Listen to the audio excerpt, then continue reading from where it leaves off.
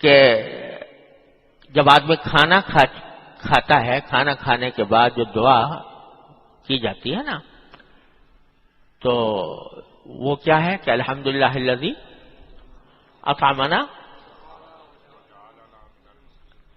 الحمدللہ الذی اطعمنا وسقانا وجعلنا من المسلمین، یہ عام طور سے پڑھا جاتا ہے، الحمدللہ الذی اطعمنا وسقانا وجعلنا من المسلمین، یہ زبان پر بہت زیادہ چڑھا ہوا ہے، عام طور سے یہی ہے۔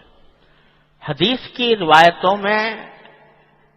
من المسلمین نہیں آیا، الحمدللہ الذی اطعمنا وسقانا وجعلنا مسلمین، من نہیں ہے۔ جہاں تک میں نے جستجو کی ہے تو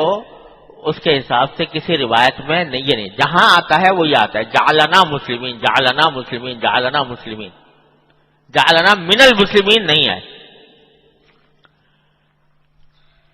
بہت تلاش کرنے سے کوئی ایک بہت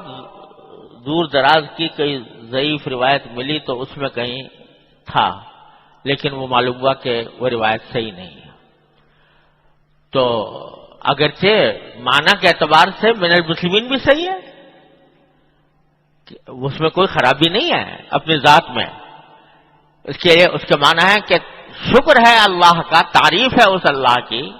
جس نے ہمیں کھلایا بھی، جس نے ہمیں پلایا بھی، جس نے ہمیں مسلمانوں میں سے بنایا۔ جعلنا من المسلمین کے معنی یہ ہے جس نے ہمیں مسلمانوں میں سے بنایا، تو معنی کے اعتبار سے ٹھیک ہے، اور کوئی پڑھے تو کوئی خرابی نہیں ہے۔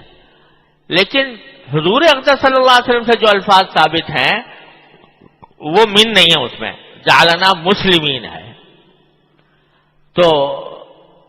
اس میں جو نور ہوگا، اس میں جو برکت ہوگی، اس میں اتباع سنت کا جو انداز ہوگا وہ کسی دوسرے لفظ میں ہو نہیں سکتا۔ لہذا جو الفاظ جس طرح نبی کریم صلی اللہ علیہ وسلم سے ثابت ہیں اسی طرح ادا کرنے میں زیادہ نور ہے، برکت ہے، اور کوشش کرنی چاہیے کہ اس کا تحفظ کیا جائے۔